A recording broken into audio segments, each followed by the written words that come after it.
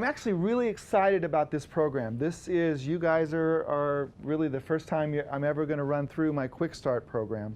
But I've had so many people ask me, how do I get started with small flash? How do I fill in the gaps between understanding how to use natural light and how to craft light with electronic flash? So for the next 2 hours, we're going to race through what I consider to be the most important concepts. Now this is a quick start. It's not an in-depth.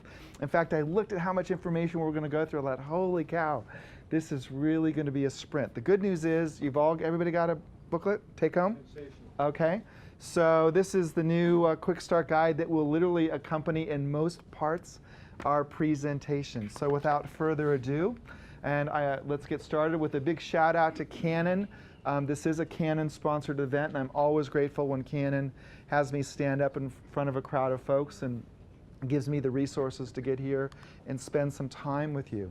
So for those of you who are interested in the work that I do but not necessarily familiar with it, my web presence is Silarina.com is where you'll find my portfolio of images. I blog in a couple of places, but my fundamental blog, my main blog is Pixelated.com. And then if you are in the Twitter sphere, it's Sil_Arena. I love Twitter. 140 characters, that's about my attention span these days. So I consider all my tweets to be complete blog posts these days. I'm really fortunate to be able to say that I've published not only one book, but a couple of books. So there's Speedlighter's Handbook, which came out 2 years ago. And it really is still the reference book on Canon speed lighting techniques. So if you're a Canonista and you're looking for more buttons and dials info than you'll find anywhere else, Speedlighter's Handbook is still an incredibly relevant book, despite the fact that we have a new generation of Canon flash, the 600EX, which has the built-in radio system. That's not covered in the book. And if you're looking for a fundamental stepping stone, Lighting for Digital Photography was published by Peach Pit Press last October. And so these are two complementary books. Lighting for Digital Photography is really a broad look at how do we look at light? Why does light change? You're going to get some of the tidbits of that info in the presentation this afternoon, but those are two resources. Here's Pixelated. If you've got gear questions in the future, what I would encourage you to do is head to Pixelated, click on the Gear tab, and for instance, this is a section on how to choose a speed light. And so this is where I've collected various things that I've blogged in the past. Sometimes it's hard to find a specific blog post, so I take the kind of best of segments and I'm compiling them all in those gear pages. It's still very much a work in progress, but you'll find quite a bit of info. And then you've got the sing-along book, the hymnal today, okay? So this is in fact the presentation that we're going to follow. All right, so number one, why does off-camera flash matter? How many of you are familiar with off-camera flash?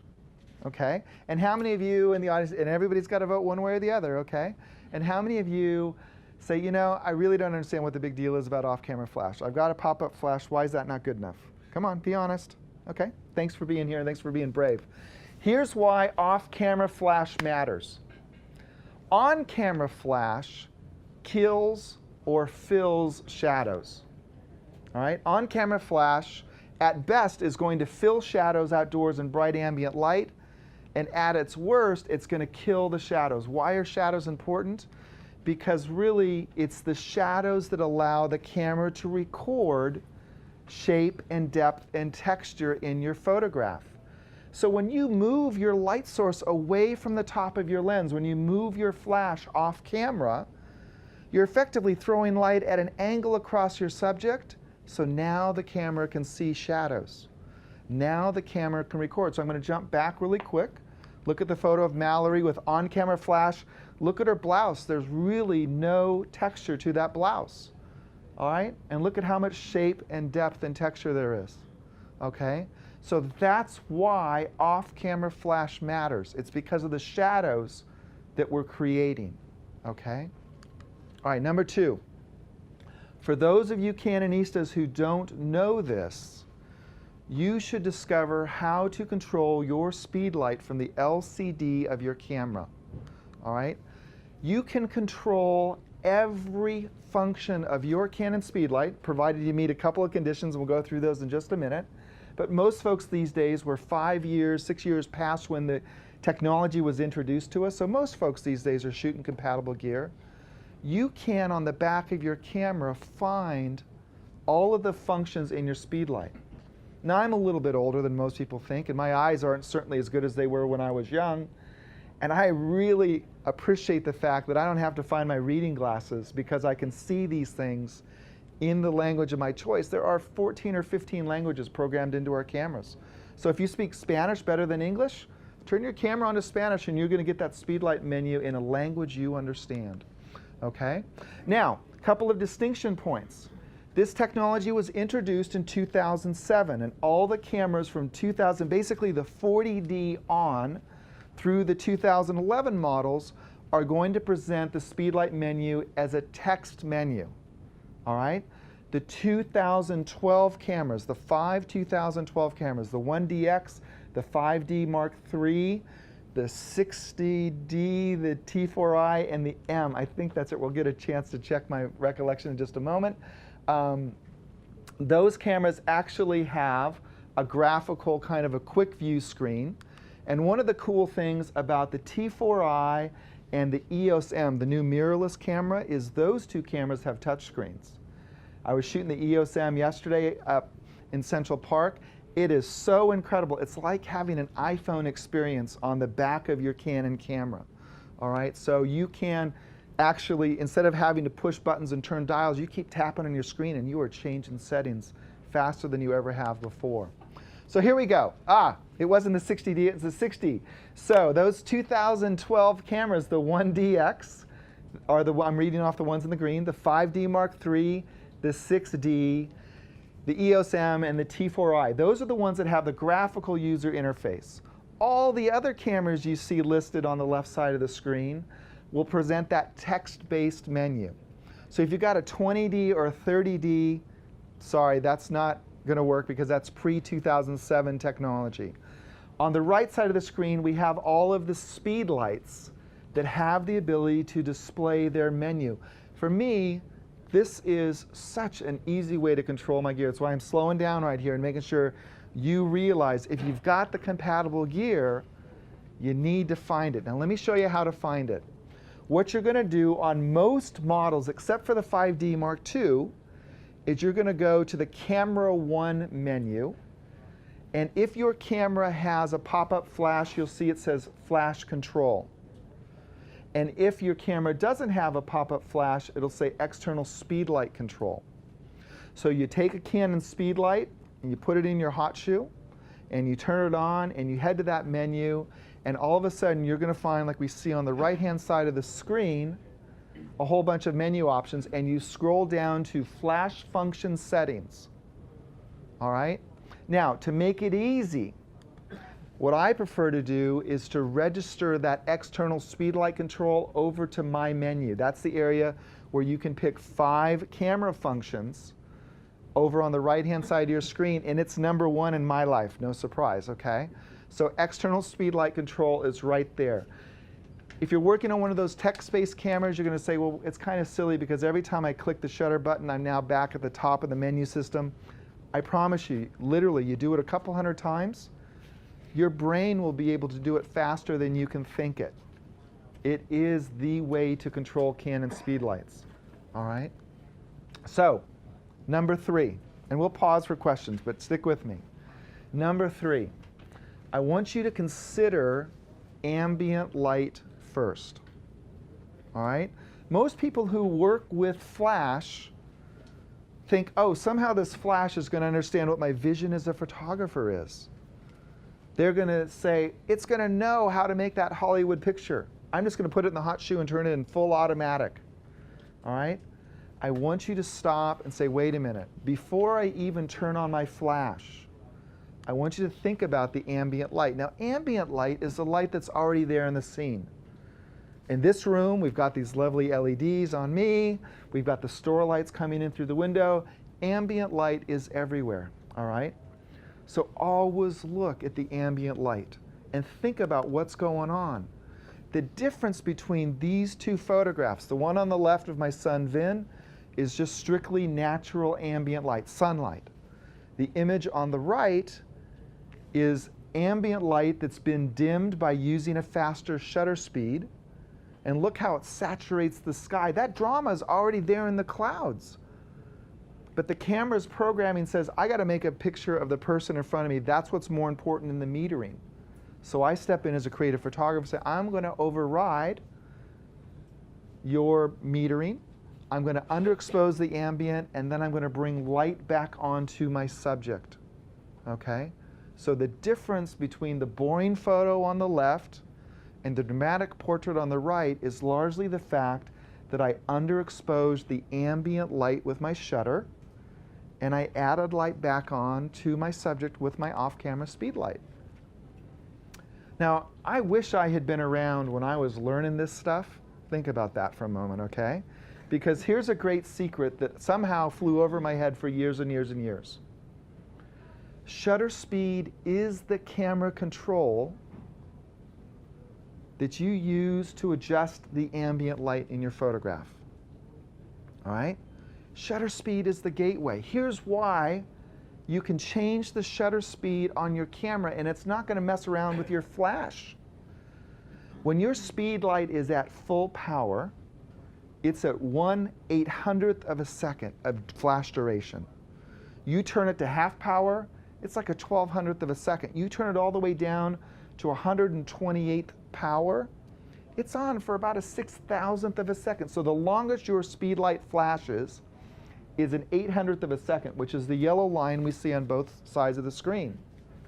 Now on the left side of the screen, that wide black gap at the bottom, and I got out my ruler and I measured this perfectly. That's a 60th of a second of a gap in time.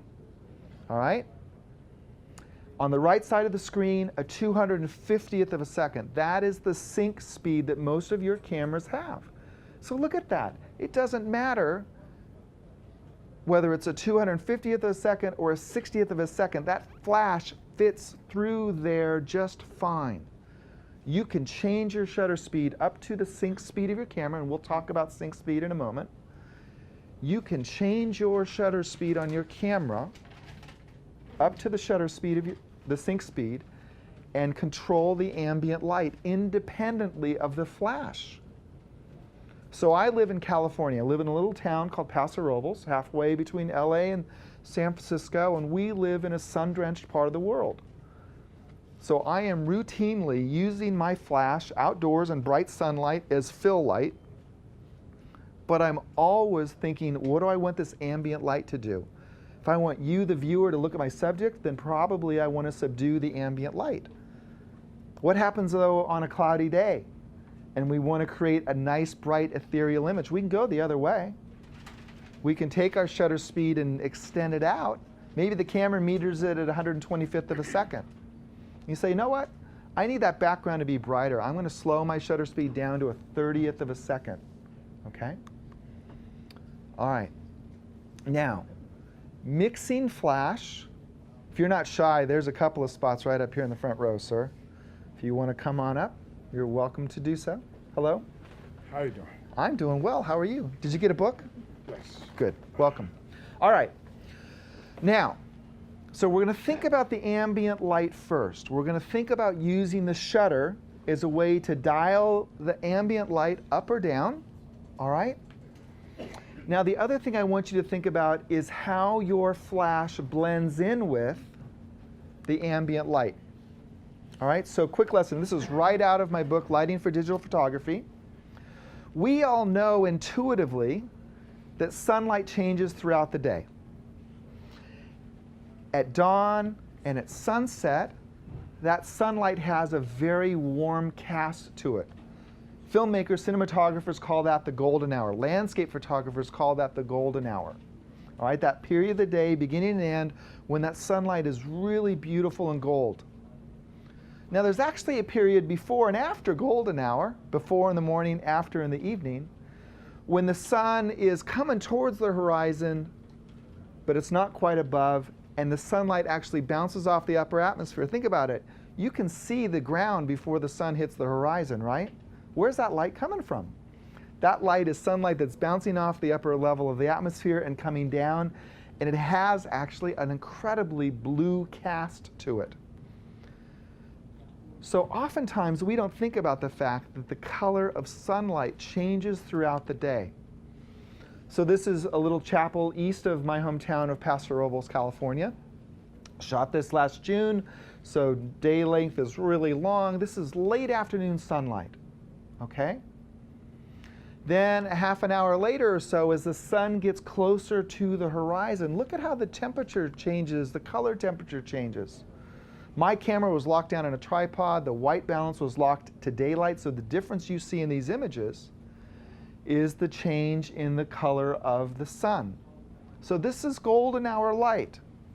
And now this is blue hour light. In fact, this image on the screen now was made 40 minutes after sunset, which is why it's a 20-second exposure, all right?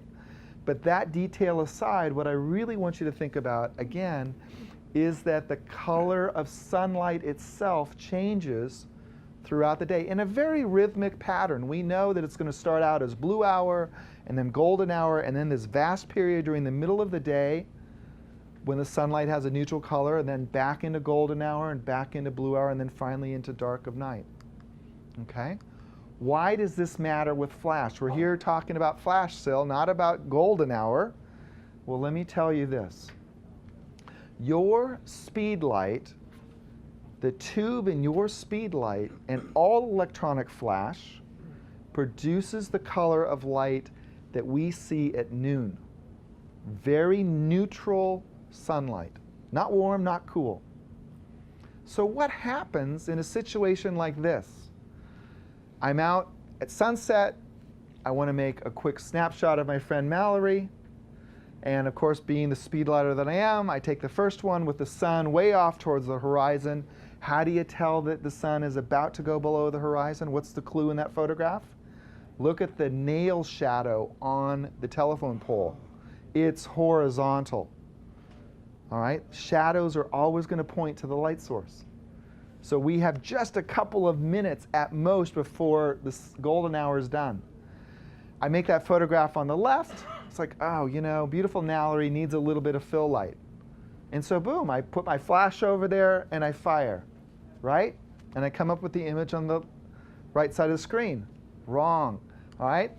This is the image that I get when I put my flash and I fire it at Mallory at golden hour. That is ungelled flash. So there's the disconnect. This is why I want you to think about ambient light first, because your speed lights put out the color of noontime sunlight. Now, how did I get the shot on the right? How did I blend that fill flash in very seamlessly? Okay, really easy. I used a gel, specifically a CTO gel, a color temperature orange gel. And for those of you who hate taking notes, you can follow right along in the books, because all these photos, or most of them, are in those books, all right? Okay. So a color temperature orange gel is what I used. And that's all it took to take the noontime sunlight and turn it into California golden hour setting sunlight. Okay? All right. So there's the two shots. Now, let's think about it indoors. We live now in a world that's dominated by compact fluorescent lights. Slowly it's going to change. Congress legislated those into existence. And Congress, because of the mercury in CFLs, is going to legislate them out of existence when LED lights become cost effective. But right now, much of the light in our everyday world, around our homes, in our workplaces, in our schools, comes from fluorescent light tubes. Now, the good thing about fluorescent lights becoming the dominant light source in our world through the CFL is that rather than having that ugly orange or green cast they had when I was a kid, they are to a large degree either balanced for daylight or they're balanced to work with incandescent or tungsten light bulbs. So what we see up on the screen here are 3 different compact fluorescent lamps. One said, I'm balanced for daylight, and that's, yeah, sort of a neutral gray. The one in the center on the package, it just said warm. And it's obvious to my eye, and you'll understand why in just another slide. It's obvious to my eye that that warm indication really says I'm intended to work with incandescent or tungsten light bulbs. And then one on the right said cool. Now that's kind of that old school green cast that we expected out of fluorescent tubes, at least when I was going to grade school. We definitely, supermarkets and classrooms kind of had this crazy green color to them. So there's 3 tungsten bulbs. I'm going to flip back, look at the CFL in the middle, that warm CFL, okay? It is very close to the color of light being produced by these 3 different incandescent light bulbs, okay? Now, what do we do when we find ourselves in an environment that's lit with tungsten light? Okay? I just showed you an example of how I used a speed light outdoors at sunset to create fill flash, and there was a disconnect between that speed light and the setting sun because it looked very cool, very blue on Mallory's skin.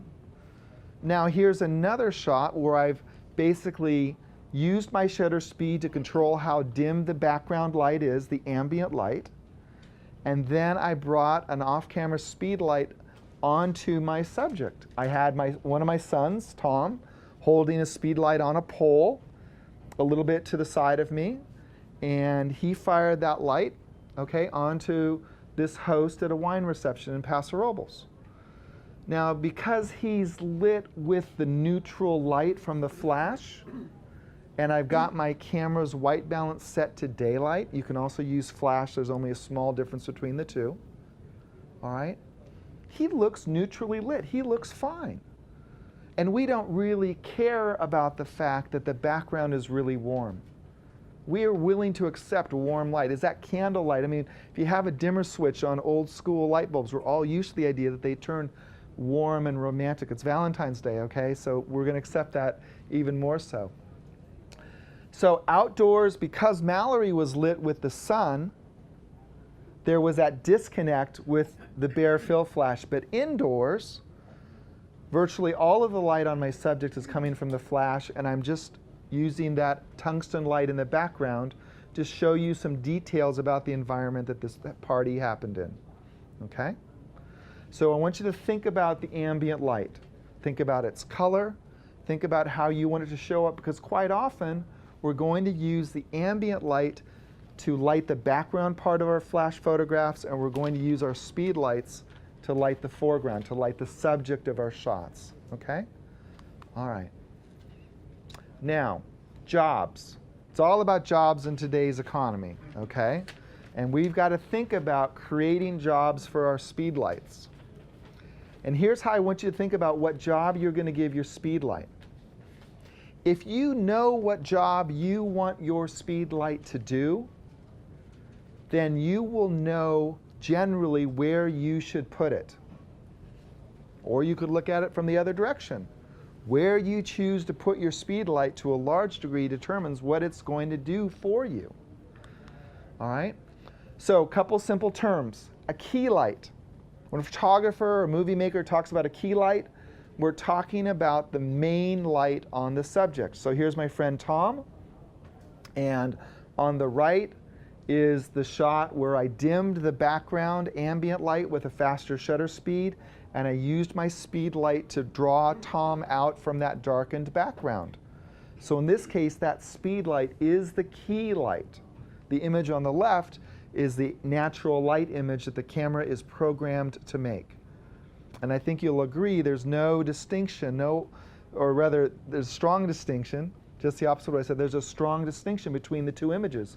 Image on the right, you know exactly where you're supposed to look. You're going to concentrate on Tom, and I've left you a few clues in the background. All right? So in this case, I'm using my speed light as the key light on my subject, and I'm using the shutter to dim the background light. Not to blacken it out, but to give you, the viewer, a very clear path to concentrate on Tom. When you look at the image on the left, it's really hard to say, well, am I supposed to look at all these saddles and bridles and horse collar things? Or am I supposed to look at the cowboy in the middle? All right, image on the right. Now, fill light. Fill light. Fill light is so important in my part of the world because I live again in that sun-drenched central coast of California.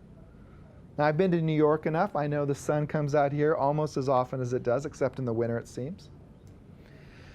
Our cameras cannot record the full range of brights and darks that we can see. So when you find yourself in really bright ambient light situations, when you find yourself outdoors at noon, all right, you need to think about the fact that the camera is not going to be able to record the full range of brights and darks that you can see. The shot on the left, sunlight only. All right?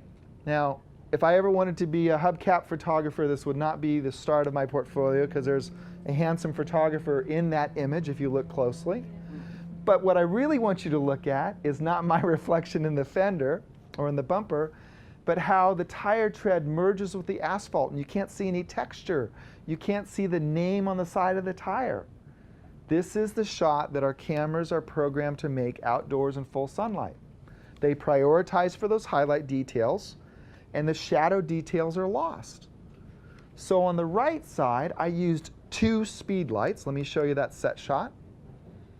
I used 2 speed lights. The one in the back is on a cord connected to the hot shoe of my camera, and I'm controlling it from the menu on my camera's LCD. It's the master speed light. It's sending instructions to the one that I'm holding in my hand. I don't work with an assistant, so in this case, I was both light stand and camera operator by stretching myself out and pushing the shutter button and holding that speed light in place. So in this case, my flashes are creating fill light. I'm throwing light into the shadowy areas of the image so that the camera can record those details. I could see with my own little eyes, I could see the tread, I could see the texture, I could see the name on the sidewalls, but the camera couldn't record it. So fill light. Think about using fill light when the ambient light is really, really bright. In fact, most photographers, when the sun is out, they think, I don't need flash. That's the time you should turn your flash on. Put it in the hot shoe. Turn your speed light to ETTL. What's ETTL? We'll talk about it in just a few frames. All right. Classic 3-light portrait. All right. So first frame on the left, that's 3 speed lights working together. We've got a key light, main light on the subject. We've got a fill light, and then we've got what's called a hair light coming from behind. Okay? So what we're thinking about right now is just what kinds of jobs can you give your speed lights? I want you to think about 3 basic jobs as I hold up 4 fingers. I've always done that. All right?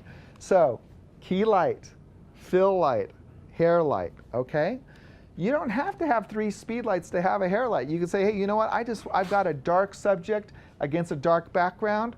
I want to create a separation line along the edge of my subject. Maybe they're perfectly lit, but they're wearing a black shirt against a dark background. So let's take a look. There we go. There's the set shot. Okay? There's the set shot. So you've got a key light and a fill light, and then that hair light, okay? Now, this is going to be a segue into where we're going next in terms of where we position our speed lights. If you know what you want your speed light to do, then you're going to say, okay, now I've got some ideas as to where to put it. So just as a quick reminder, Paso Robles is horse country and wine country, so we got a lot of wine drinking cowboys to photograph. On-camera flash on the left, my friend Jamie, this is a 430EX speed light in the hot shoe of my camera. And then for the image on the right, I moved it off camera about 6 feet, came at Jamie from like a 45-degree angle, and you see that shape and that depth and that texture, particularly of his shirt, okay? So again, thinking about what I want my speed light to do, in this case, I want it to be the key light, the main light on Jamie, all right? So we're going to walk our way around what I call the lighting compass. I'm an old Boy Scout, and I'm a Boy Scout leader, okay? So I always think about compasses.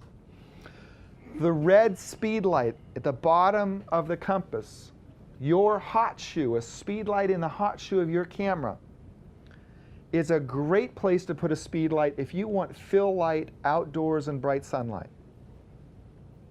It's a really lousy place to put a speed light if you want it as your key light. Okay? So in the case of Jamie on the left, Speed light in the hot shoe, as the key light flattens the image, it's killing the shadows. It's not even filling them. When you go beyond a nice fill, you're killing the shadows. All right?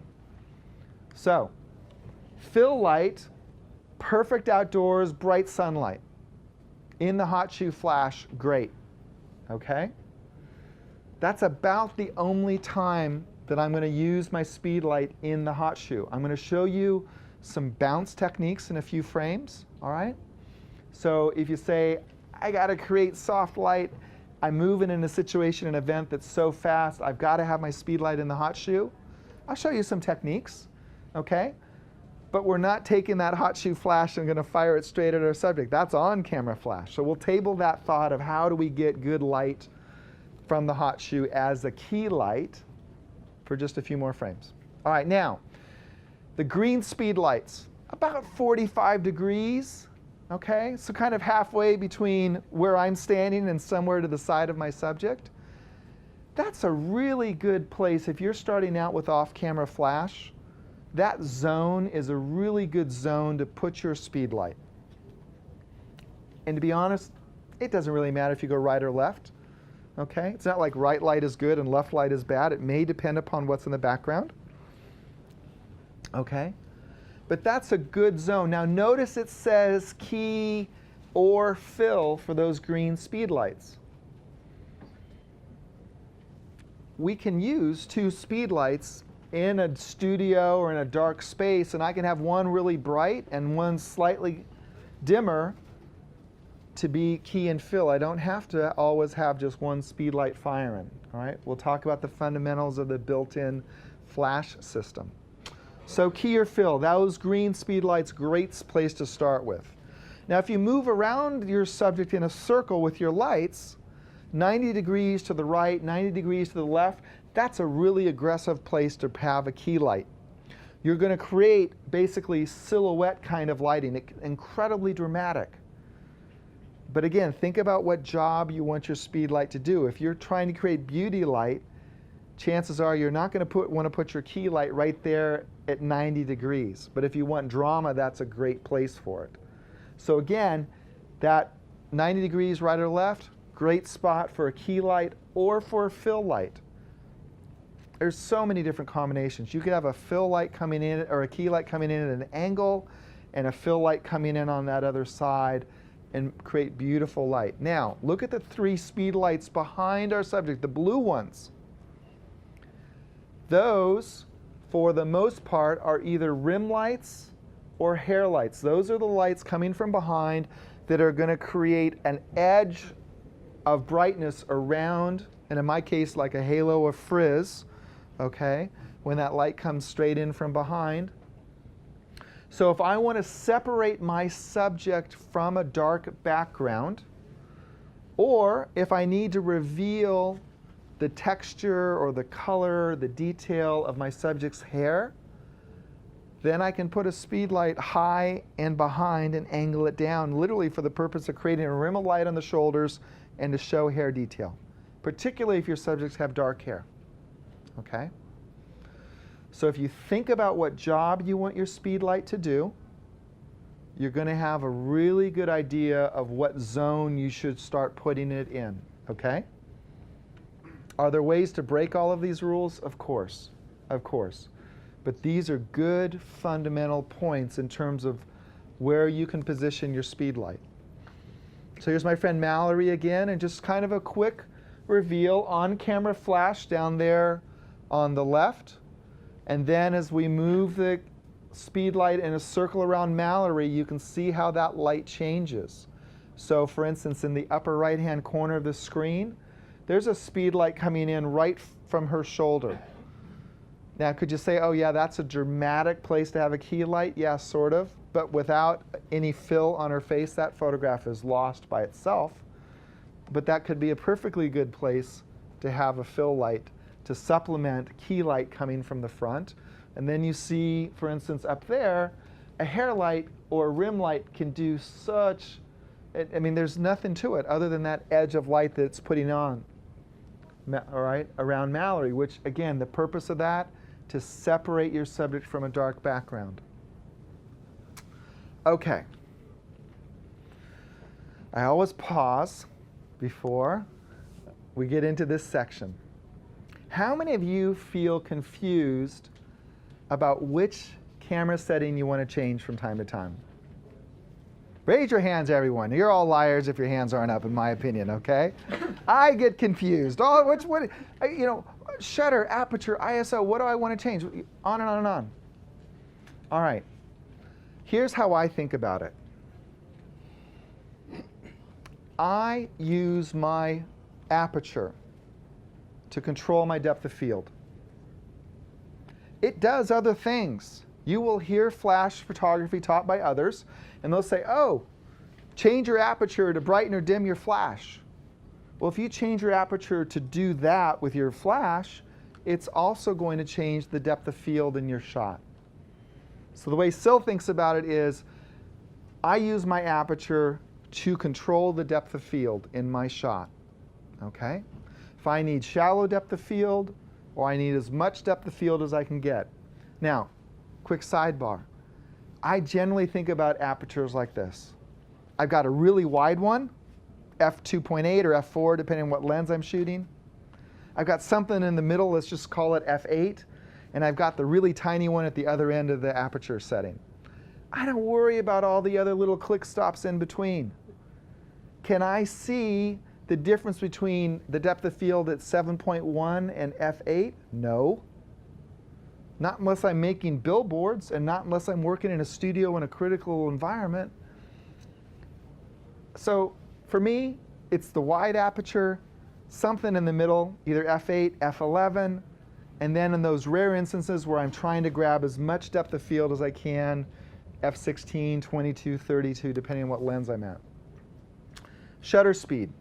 Now, I've talked about the fact that you can use your shutter to dial ambient up or down in your images.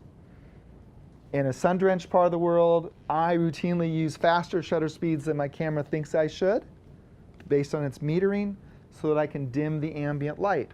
But there's another thing that you can use your shutter for. You can emphasize motion, or you can freeze motion. Okay? So let's think about that. If you're saying, which camera setting do I change? And these all, believe it or not, tie into flash photography. But if your goal is to use a shutter speed that's fast enough to freeze a high jumper, for instance, jumping over a bar, or to freeze water hitting your son's hand, then that is going to be the first thing that I set, and I'll have to take an aperture that works with that, or I'll have to use my ISO to adjust it. On the other hand, if I want to emphasize motion, then I've got to use a longer shutter speed. So all of these things relate to each other. So in your booklet, page 8 I think it is, yep, page 8. These are kind of all the either-or decisions you can go through. All right? We're not going to go deep into it, but I want to point it out to you. Aperture, deep or shallow depth of field. All right? I limit, again, my aperture choices to the depth of field I want. Shutter. Sometimes I've got to use a fast shutter speed to enable hand holding the camera if I don't have an image stabilized lens. All right? Certainly, I use my shutter to dim the ambient a lot. Sometimes I use a longer shutter to lift the ambient. ISO. For me, all right, ISO is the setting I change to keep my shutter and my aperture in my desired range. Now, I'm an old film guy. And it took me many years of digital photography to realize it's okay to change the ISO from frame to frame to frame. So all of you folks who are starting out in digital and thinking back to film, where you'd put in a 36 exposure roll of Tri-X, and you wouldn't change your ISO, or way back in the day, the ASA setting on your camera midway through that roll. There's a seat right here if you're, okay. All right? So ISO for me is a setting I have to remind myself, still, it's okay to change the ISO. And I change my ISO so that I can keep my shutter speed and my aperture where I want them. And the good news is, every generation of camera that comes out has better noise sensitivity than the previous generations, all right? Then down at the bottom, we've got several notations for flash power. We're going to move on because we're going to talk about flash power in a bit. Now, I want you all to think about the word stop. And this is how I want you to connect all of the exposure settings on your camera. Because if your camera looks at my friend Jamie standing in a tack room and it says, oh yeah, you've got to shoot this at 125th at your chosen f8. And I say, well, wait a minute, I want to dim the background. I need to think, all right, what am I going to do with my shutter speed, the 125th of a second? Okay? Maybe I want to dim it by 2 stops. Well, okay. So there's all of these relationships, interrelated relationships between shutter and aperture and ISO and flash power. But none of the numbers are the same. It's like we've got fractions for shutter speeds, these F numbers for apertures. Mercifully with ISO, they're just nice kind of multiples of 100. But then flash power, depending upon how your camera's set up, maybe it's fractions or maybe it's decimals. So here's what I want you to do, all right? I want you to think about every one of these settings, shutter speed, ISO, aperture, flash power, and their relationship to each other in terms of stops. Now, what's a stop? A stop is when you take any of those 4 settings and you either double it or you cut it in half. Old school photographers will remember that our lenses had rings around them that actually had detents with the aperture numbers. And so we would change from f5.6 to f8 to 11, and maybe there was a half stop in the middle. So we're kind of borrowing that term. If you're a Nikonian, you may be familiar with the term EV, exposure value. A stop or an EV are basically the exact same concept. So if I'm changing something by 1 EV, that tells me that I'm either doubling it or I'm halving it. The fact that I changed it by a stop, if that's all you know, I say, oh yeah, I changed my shutter by a stop. That doesn't tell you which direction I headed, right?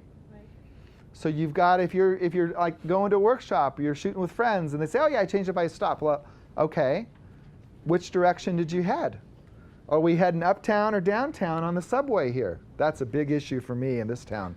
All right, so -1 stop move. If I've got the crown setting on my camera and I want to take a stop out, I now have my crown setting to 1/2.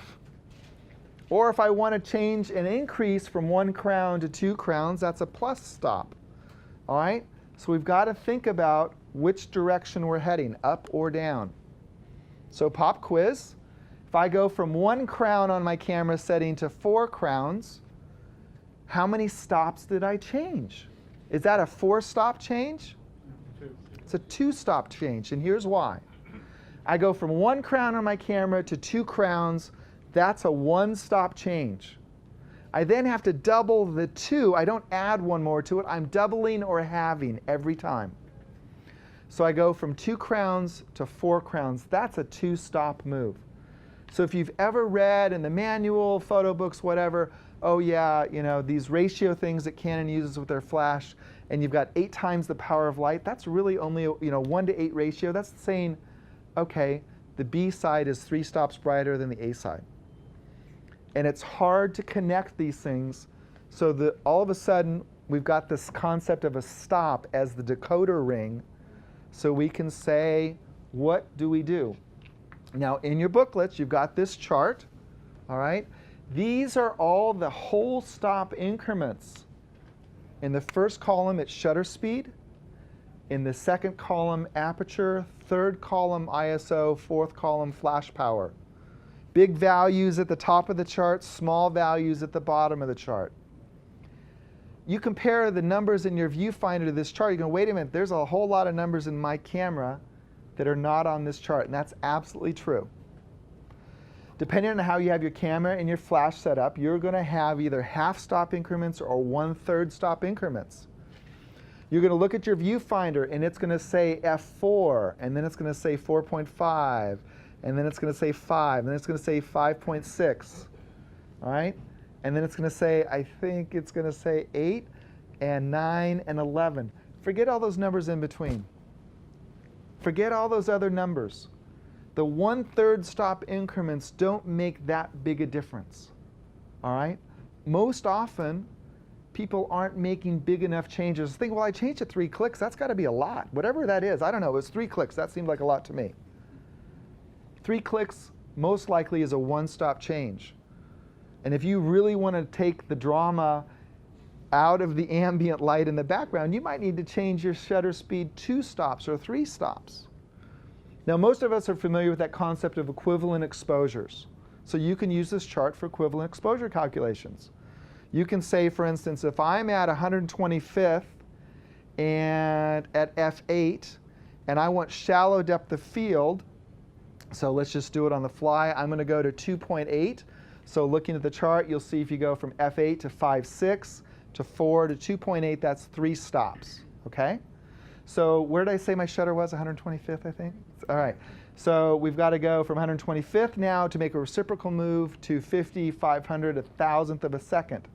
So 1,000th of a second at f2.8 is the same as 125th at f8. So you can use the chart for those equivalent exposures, but I often use this chart to say, all right, I want to dim the ambient with my shutter 2 stops. If my shutter speed is 1/30th of a second, what do I have to do? Oh, okay, 30th to a 15th, 15 to an 1/8 of a second. Wait a minute, I can't hold an 1/8 of a second. Okay, what camera setting can I change that will allow me to shoot at like a 30th of a second, which I can handhold most days if I'm adequately caffeinated? All right, not too much, not too little. Yeah, but All right. What camera setting can I change to get that shutter speed back up to a 30th of a second that's not going to affect my depth of field? ISO. There we go. Gold stars for everyone. Right? So now all of a sudden I can use this chart and say, well, wait a minute. 2 stops down on my shutter to dim the ambient, but I can't hold an 1/8 of a second by hand. I don't have my tripod. My ISO is at 100, so now I can use the chart and say I'm at 100.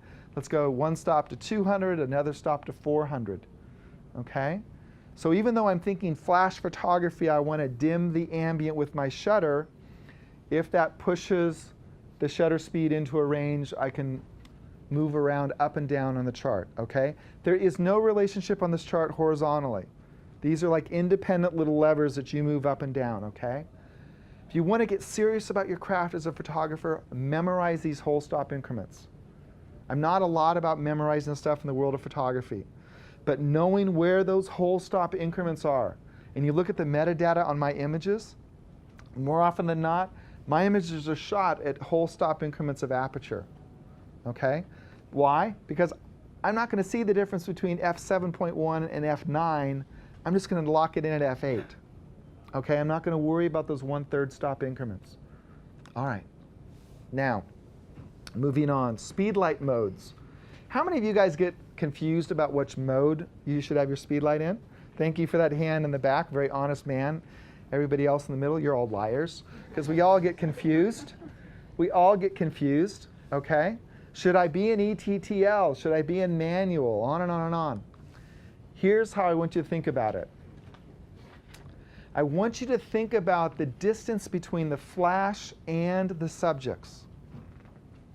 If that distance between the flash and the subject is fixed, you're going to use one type of mode. I'll tell you which one in just a moment. If the distance between the flash and the subjects continues to change, you're going to use another mode. That's how I think about which flash mode I'm going to use. Is the distance between the flash and the subject fixed, or is it variable? All right? Notice I didn't say the distance between the camera and the subject. We're here talking about off-camera flash. So more often than not, I've got a speed light on a light stand, and maybe my camera's moving in and out, but guess what? If the distance between the subject and the flash doesn't change, then I don't have to change the flash power. Now, ETTL. When you turn your speed light on after you put a fresh set of batteries in, it defaults to ETTL, evaluative through the lens metering. ETTL is the flash mode you should use when the subject to flash distance is variable. If you're photographing an event like I'll photograph those wine parties I showed you a shot of earlier. I'll have one of my sons carry speed light on a pole around the party. Sometimes he's standing closer to the guest. Other times he's standing farther away. Sometimes I'm shooting a group. Sometimes I'm shooting a solo person. So that's a dynamic situation where the subject of flash distance changes all the time. So I'm in ETTL mode. Now here's what happens on ETTL. You press the shutter button halfway in your camera. Camera sends a message at the speed light, hey, throw out the pre-flash. The pre-flash is a pulse of light, 1/32nd power. So the camera knows how much light was thrown out. It then looks at how much light comes back in and where it's coming back in from in the viewfinder. And there's some other more complicated thing. I'm painting it in very broad strokes to keep it understandable today. It looks at how much light's coming back, where it's coming back from. Oh, and by the way, as you push the shutter button halfway, just before the pre-flash, it took an ambient meter reading. And just for giggles, it takes a second ambient meter reading after it takes that flash meter reading. It does all this literally in the blink of an eye. It evaluates, ETTL, evaluative through the lens. It evaluates all that data. Ambient meter reading, flash meter reading, ambient meter reading, to come up with a calculation of how much flash power it thinks the speed light should throw out. It then tells the speed light, hey, charge those photon torpedoes to 32nd power, full spread at 32nd power. Okay, get ready, fire. I'm opening the shutters. And we've got ETTL flash, all right? Now, ETTL is incredible technology. Incredible technology. The fact that that literally happens in the blink of an eye continues to amaze me. But here's the maddening part about ETTL. One, speedlight and camera never tell us what flash power was used. There's no metadata, and there's no way to write down any metadata, even if you keep a notebook, about what flash power was used. Two, without you moving, your subject moving, or your speedlight moving, if you change the zoom on your lens, or you change from maybe a horizontal to a vertical composition, you have just given your camera a different metering pattern, and it may meter the scene differently and throw out more or less light than it just did. And you're thinking, well, wait a minute. All I did was zoom my lens. Well, yeah, but in that first frame, you had it really tight on the bride, and she was wearing a white dress that threw back a lot of light, so the camera just had a low flash power. And then you zoomed wide, and there's the bride and three guys in black holes of tuxedos on either side of her. So now it meters, and it says, wait a minute, I just threw out this light, but not much of it came back. The camera has no idea there's three big guys like JC standing in tuxedos next to the little bride, right? You just zoomed wide for that group shot. So now all of a sudden the speed light throws out all of its photons and it overexposes everything. You say, well, I don't understand why this happened. All I did was change the zoom. Well, you just fed your camera a different metering target. So this is important to know because ETTL drives a lot of folks crazy. I think it's an incredibly valuable tool. But we have to know that the camera, as smart as they are, and the speed light as fast as it can work, those machines have no idea what our vision is inside of our head. So there is a setting on your speed light, and in my world, and hopefully in your world, on the back of your camera called flash exposure compensation. And FEC, flash exposure compensation, is the way that you impose your vision as the photographer on the ETTL calculations that your camera's making. As a general rule, you want to use a positive FEC adjustment when the subject is bright, like the bride's dress, for instance, and you want to use minus FEC when the subject has very dark tones. People often get confused about which way you go with FEC. Just look at your subject and say, yeah, this guy is wearing a black tux. And the reason that you have subtractive FEC is camera throws out that meter reading at the tux. It doesn't know that it's black. It just knows that not much light came back. So it fires a speed light at high power. And at high power, black tux actually looks kind of like medium gray, like the black and white version of that baby blue thing that was big in the 80s. All right? So you've got to subtract a couple of stops. So we've got 0 up on the screen. That's where I'm at. And I've dialed in a -1 stop, 1, 2, and 3 stop adjustment, plus or minus. Okay? Now you can dial, kind of a gotcha here that's not up on the slide, you can dial FEC in on your speedlight directly, and you can dial it in through your camera. If you have dialed in as any FEC directly on the speedlight by turning the dial on the back, it will lock out the FEC adjustment on the camera. You cannot dial FEC in 2 places.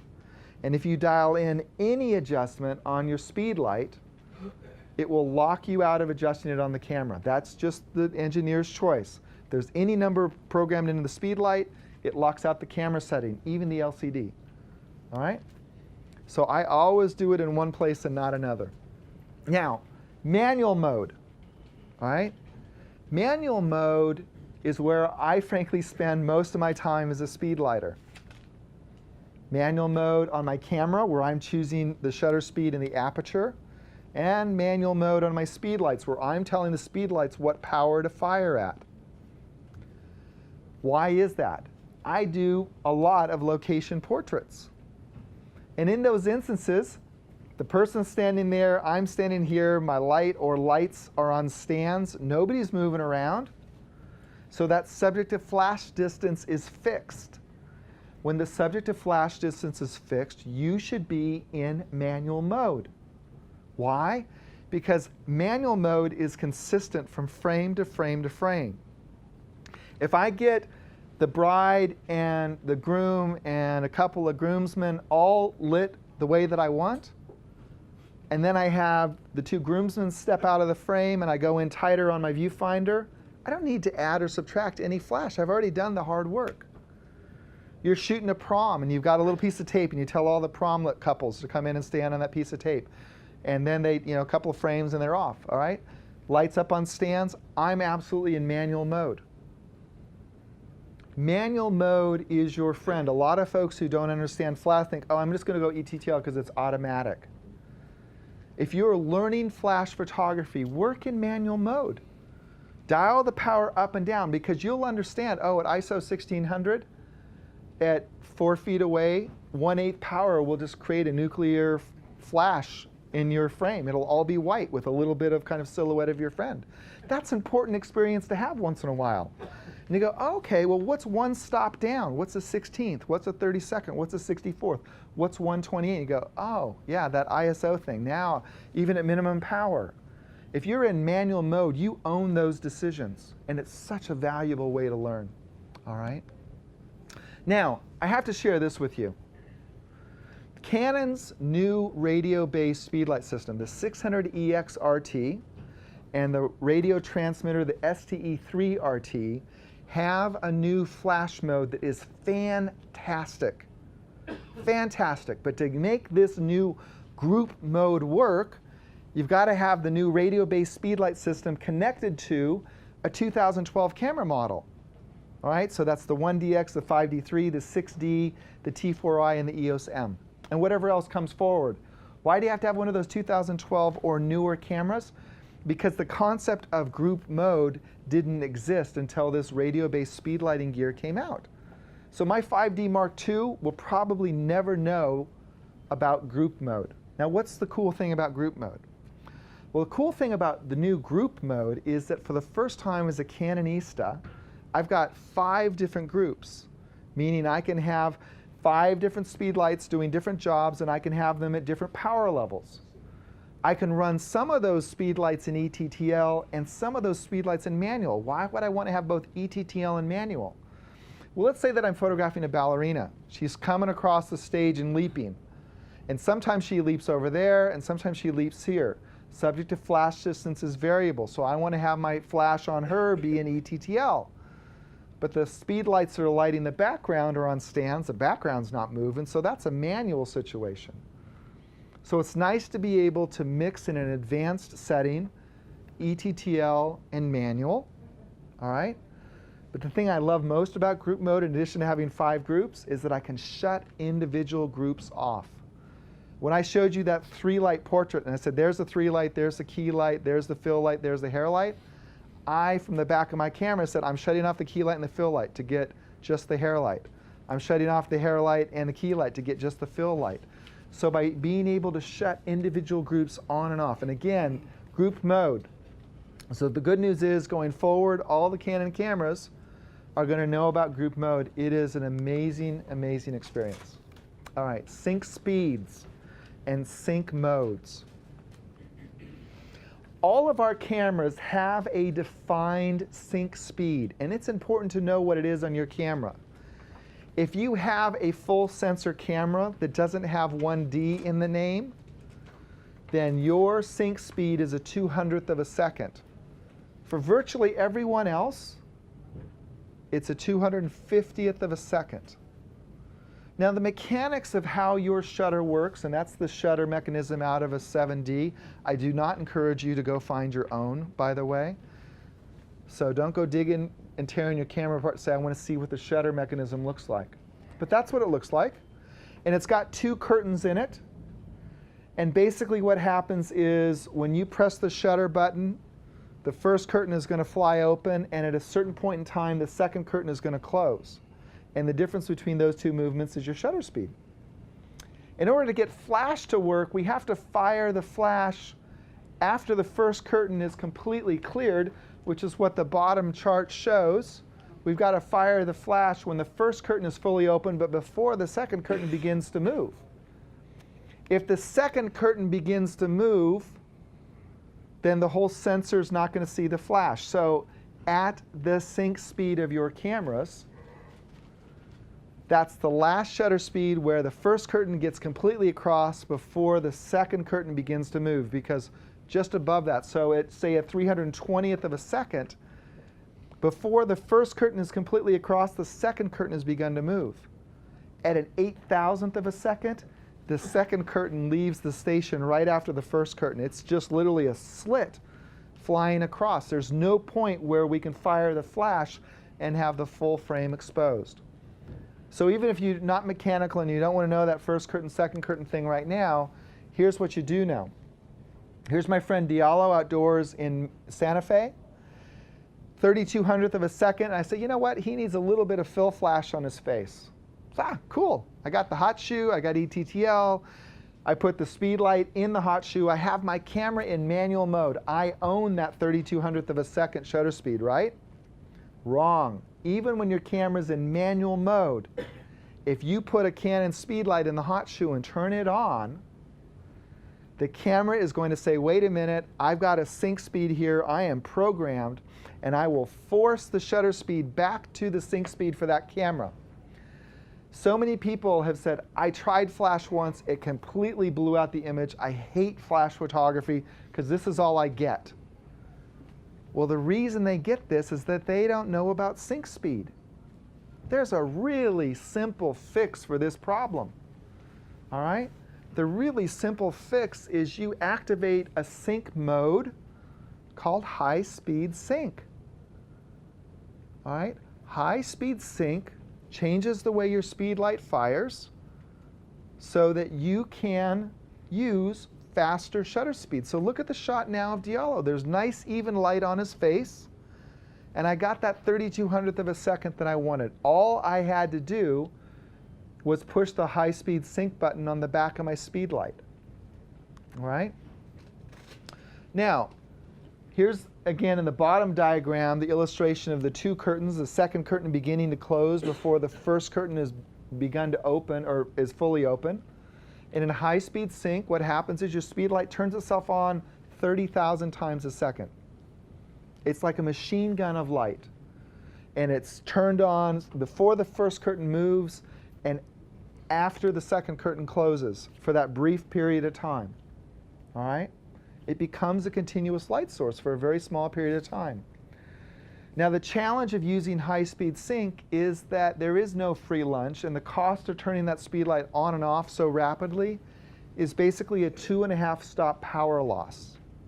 So to go back to the portrait of Diallo for a moment, that's not a big deal. Fill flash outdoors, bright ambient sunlight, speed light in the hot shoe in ETTL mode. Just make sure you have high-speed sync turned on your speed light. That's it. Really, really simple, okay? So high-speed sync, depending on the speed light you have, we've got basically the 580EX and the 430EX over on the left side of the screen. The new 600EX on the right side of the screen. The 600EX, if you've not experienced it up close, has interactive menu system. The purpose of the buttons changes, whereas on the previous generations of Speedlight, the purpose of each of those buttons is hard-coded. So you look for that flashbulb H icon that you see on the left-hand side of the screen. So your 580s, your 430s, you're going to hit the second button from the right. On your 600, depending upon what mode you're in and so on, more often than not, it's the rightmost button.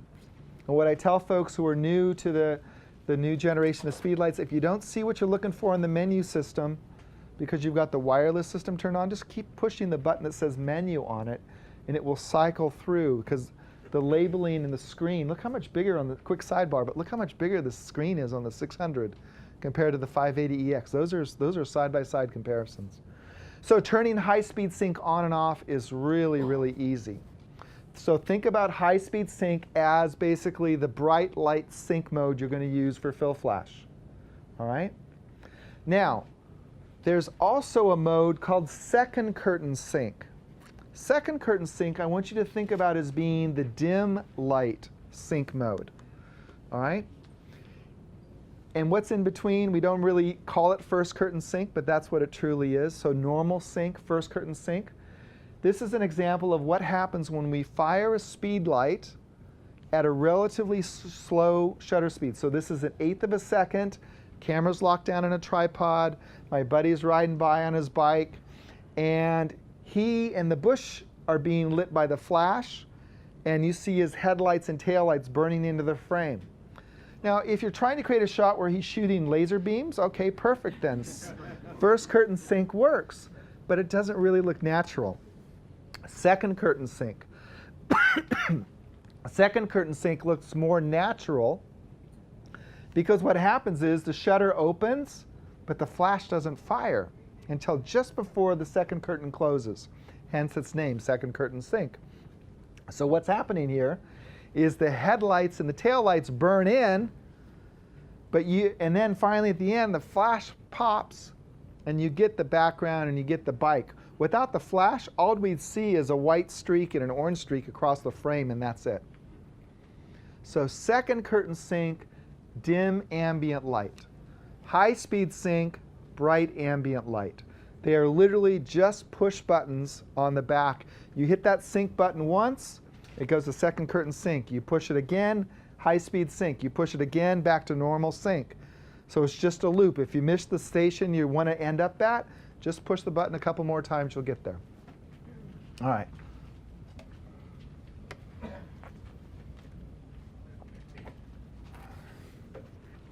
Ways to trigger off-camera speed lights. So we're talking about off-camera flash, and I want to give you a quick survey of 5 basic ways to fire speed lights off camera. If you are just starting out, I would encourage you to get a coiled ETTL cord. Now notice I said ETTL cord, we're Canonistas. An ETTL cord is going to have a foot that matches all of the pin configurations of your speed light, and it's going to have a hot shoe that matches all the contact plates of your camera. All right, there are other types of cords, just regular old PC sync cords that don't have that wiring. If you're an Iconian, then you want to make sure you get an ITTL cord. That's Nikon's brand, intelligent through the lens metering. And they have a different pin configuration. All right?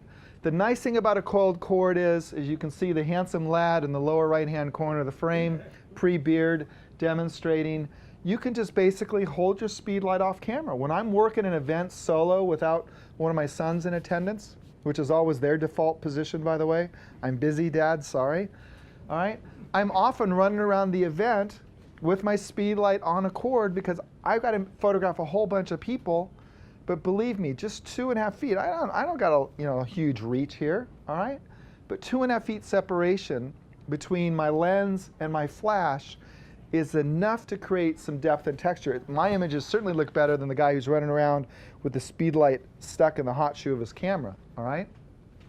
So that's where I would start. Now there are long ETTL cords, all right? So I started this little company, OCF Gear, a couple years ago, and there are other brands. We're gonna get OCF Gear cords into B&H real pronto, like hopefully in the next few weeks, maybe the next month or so. But these are 16 and 32 foot cords. You think, why would you want such a long cord? Well, if you're an event photographer, you absolutely don't want a long cord. But if you're shooting headshots in your garage, you're on location, this is a way to get your Speedlight off camera, but still use that on-camera menu system. The camera doesn't even know the Speedlight's not in the hot shoe because you're using that ETTL cord. So one of the things you can see down in the bottom left-hand corner, I'm going to show you a close-up of it, is when we talk about soft boxes, and I'm a big fan of the Apollo soft boxes, you can put 3 Speedlights in there. If you've got 3 Speedlights, or you got 2 friends, each with a Speedlight, and they're letting you borrow it, you put one in as a master on the cord, and the other 2 Speedlights in that softbox are slaves. And you're controlling that whole system from the convenience of the LCD on the back of your camera. So for me, even as a pro, I still carry ETTL cords with me, all right? So short cords, long cords, there's the first 2 ways. Now another trigger you're gonna see out in the market are any range of manual radio triggers. You can get them for as cheap as 25 bucks a set. You can spend 100, 150 bucks. You can even spend $600 for the top of the line ProPhoto Multimaxes. Now those ProPhotos will say exactly the same thing that the $25 ones say. All they say is fire now. They don't say, hey, fire that pre-flash. Okay, change your flash to this power setting, do this, do that. They just say fire. Now the ProPhotos can do that across a quarter mile. All right, they can do that at the Olympics where there's 600 other photographers standing shoulder to shoulder because you've got private frequency capability. So there's absolutely reasons to have that gear. They can fire cameras and on and on. But the key thing to know about all of these manual radio triggers is they have the same vocabulary. They tell the Speedlight one thing, fire, that's it. You want to change the power? You got to walk over to the Speedlight. You got 3 Speedlights, you got to walk to each individual Speedlight. Okay? It can be a cost-effective way. If walking to each Speedlight is not a problem for you, then $25 trigger set or $50 trigger set could be a perfect solution for you. All right? Now there are ETTL radio triggers. These are radio triggers that will say, hey, fire that pre-flash. Okay, now change your flash power to a 16th. Now get ready to fire. Okay, fire. Pocket Wizard's Control TL system is used by a lot of photographers. But take a look at that price tag. $160 to $225 per device. You got to have one in your camera and one attached to each of your Speedlights. That's really expensive technology, okay? I think it's good technology for the right situations. Wedding photographers, pre-600EX, wedding photographers were huge consumers of these. Now that we have radio built in, not so much, all right? The system I use, the system I've used for years, is the one that's built into our Speedlights. I would encourage all of you, use the system that's built into your Canon Speedlights. And I'm going to take you through the fundamentals really quick, all right? I'll take you through those fundamentals to give you the success you need. But of the 5 ways to trigger off-camera Speedlights, I'm still a user and an advocate of cords. I like the speed and the convenience they provide and the economy they provide when using one Speedlight. I like the fact that I can put multiple Speedlights inside an Apollo softbox, which is a great modifier, and control all of that from the back of my camera. All right, so really quick, this is a short section. A lot of folks say, hey, I don't even know how to connect like an umbrella or a softbox to a light stand. So this is in the booklet, but for me, the key is the Manfrotto 026 swivel adapter. That's the bendy thing in the middle. You got a light stand, get yourself an 8 or 9 foot light stand, all right?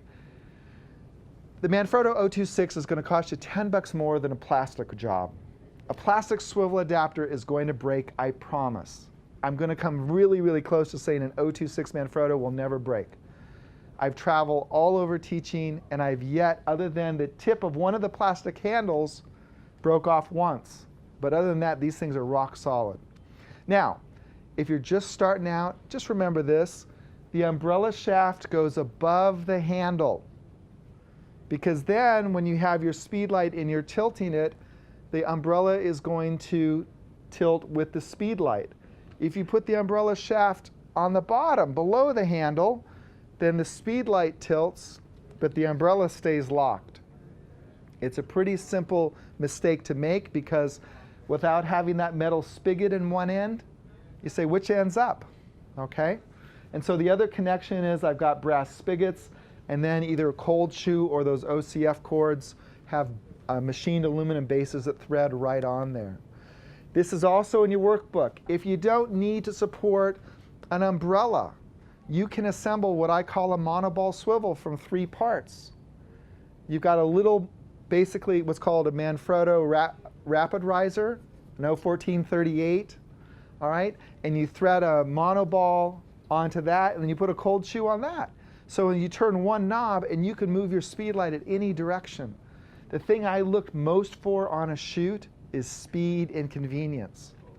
All right? Because I'm focusing on that relationship with my subject. I don't want to think, oh yeah, I got to turn this, hold this, now turn that, and then do this to move the light. I just turn one thing, and I've got my light moving. But this doesn't work with an umbrella or an Apollo softbox. All right, moving on. Soft light. Soft light is a mystery for many novice speedlighters. Okay? Here's an example of hard light. See the shadows coming off of the stamens. Here's an example of soft light. The difference between those two images was created by, in this case of the soft light image, putting a translucent umbrella, a shoot-through umbrella between the flash and the flowers. So hard light and soft light. Here's really how I want you to think about it. It's not the light, it's the shadows. So you should really think, oh, hard shadows, soft shadows. Photographers think it's all about lighting. Let me suggest to you, ladies and gentlemen, it's really all about shadowing. If you can get the shadowing done, you'll have great light. Okay? So here we have hard light and soft light. And the difference between those two, for the case of the soft light, is the placement of a diffusion panel behind the model. Okay? So what makes hard light? It's very simple. When the light source is smaller than the subject, the light comes at the subject from basically one direction. All right? And that one direction is what creates those shadows. The sun, in the case of the image on the left, sun is huge, but we're so far from it, it appears small in our sky. So the sun sends light from a very narrow set of angles, from basically one direction. It throws shadows. Clouds float in between the sun and us. The clouds become the light source, and all of a sudden the light's coming from over there, and over there, and over there, and over there. So the sunlight now comes through the clouds from lots of different angles. And the sunlight that's over there is throwing shadows over here, but those shadows are being filled by light coming in this way. So soft light is really about soft shadows, because what's happening is the light source increases in size. It sends the light at the subject from many different directions. So we want to think about, how do we take a speed light, which is relatively small. Unless you're photographing Barbie or a Matchbox car, a speed light is going to be smaller than most things that you're going to light it with. So it inherently is going to create hard light. All right? So we basically can use some sort of modifier to make it appear bigger. We'll talk about those modifiers in just a moment, and then we're also going to talk about the idea of, oh, hey, maybe we can use a nearby wall to bounce light off of, because bounce flash off of a wall does something very similar. It sends the light at the subject from multiple directions that fills in the shadows. All right, so let's talk about modifiers for a moment. Again, diffusion panel there in the center. It doesn't matter whether it's a diffusion panel, whether it's an umbrella, whether it's a soft box, okay? So there we go. A diffusion panel or a reflector panel. They can be rectangular, they can be square, they can be round, oval. The idea is you've got this flat surface. Most of them will collapse up in one way or the other. You can have umbrellas, and then you can have soft boxes. So let's take a look. My recommendation, when you're starting out with off-camera flash, get that 3-foot ETTL cord and get yourself at the same time, a 5-in-1 reflector kit. Get a 42-inch 5-in-1 reflector kit. Now what that 5-in-1 kit is basically a diffusion disc in the middle that has a zip-off cover. It's going to be, depending on the manufacturer, it's going to be white and gold and silver and black basically. So the white and the silver and the gold you can use for reflection. Black you can use either as a quick dark background. And so you can zip the cover on and off very, very quickly. All right? Now umbrellas. Umbrellas are a gateway drug to creating soft light. You got to experience umbrellas, but hopefully you won't finish your career as a photographer using umbrellas, because umbrellas have this tendency to throw light in a really wide arc. And when you're working in small spaces and you want to light your subject but not the background, an umbrella can be hard, but you've got to experience umbrellas to begin with because they're affordable. And there's two broad types of umbrellas, as you can see on the slide. There's a reflective umbrella, where basically you're going to bounce that light from the speed light into the umbrella, and then it flies back towards the subject. And there's also shoot-through umbrellas. And in that case, that's what I used for those daylilies, the yellow flowers. I placed this translucent umbrella between the speed light and those flowers, and all of a sudden the light source became this big from this big, and it set the light at the flowers from many different directions and filled those shadows. It softened those shadows. Now soft boxes. This is a favorite modifier of mine. It's called a quick box. All right? Comes in a range of sizes. I would recommend either the 15-inch or the 24 being a little bit larger, of course, a little bit more versatile. But it folds up flat. Now a softbox, if you think about it, okay, well, you got those diffuser discs, and that can be handy, they fold up, but it can be hard because there's no way to really connect the flash to the diffuser disc. A softbox solves that problem for you because generally it's going to have opaque sides, some way to mount a speed light, and then that translucent fabric. Softbox also has the advantage over umbrellas and over diffusion panels and reflectors because those opaque sides keep the light from spilling sideways. So I want you to experience the diffusion panel. I still carry them in my kit. Umbrellas really are in my kit so that I can teach with them because I find them maddening because they throw light everywhere. But soft boxes I'm a huge advocate of, and so the Impact Quick Box is a great one to start with. This is the kind of light that you can get out of Impact Quick Box. Okay? Beautiful, soft light. Now the other soft boxes that I'm also a huge advocate of are the Apollo soft boxes by Westcott. Now the thing about the Apollos that's interesting is that they really are fancy umbrellas. They open and close just like an umbrella. They have a silver foil interior, and then they have a ring of Velcro that you affix the diffusion panel to. All right? So with a Westcott Apollo softbox, you mount the speed light or speed lights on the inside. This is the orb. It's 42 inches across. It's or 43 inches across. It's an absolute dream to light with. Very, very easy, even with a single speed light. But let's think about it. You got your speed light zipped up inside this Apollo orb. How are we going to control it? If you got to change the power up and down, maybe it's not a big deal to pull the diffuser back, reach in, turn the power knob, close it up, and take another test shot. Maybe that's not a big deal. Or you put it on that extra long ETTL cord, and you can control the whole thing through the hot shoe in the back of your camera. Or if you've got the new generation of Canon speedlights with built-in radio, you don't need the cord. You just control the whole thing basically from the transmitter or another speedlight in the hot shoe, and it goes right through the sidewall. But you need somewhere with the Apollos because you don't have direct access to that speedlight, whereas jumping back 2 frames, this guy's really easy to get to with the quick box. You can just run up to that softbox. There's the knob. You don't have to unzip anything, change any of your light modifiers.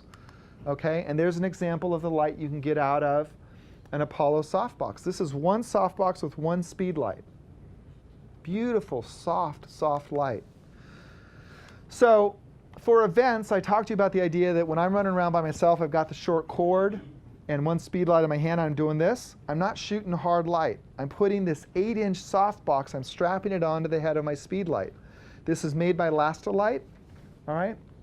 And It's basically 8 inches. It folds up flat, so it travels nicely, but it's really a great way when you're looking to minimize your kit or to do handheld off-camera soft light at events where you're running around. All right, that Easy Box by Lastolite.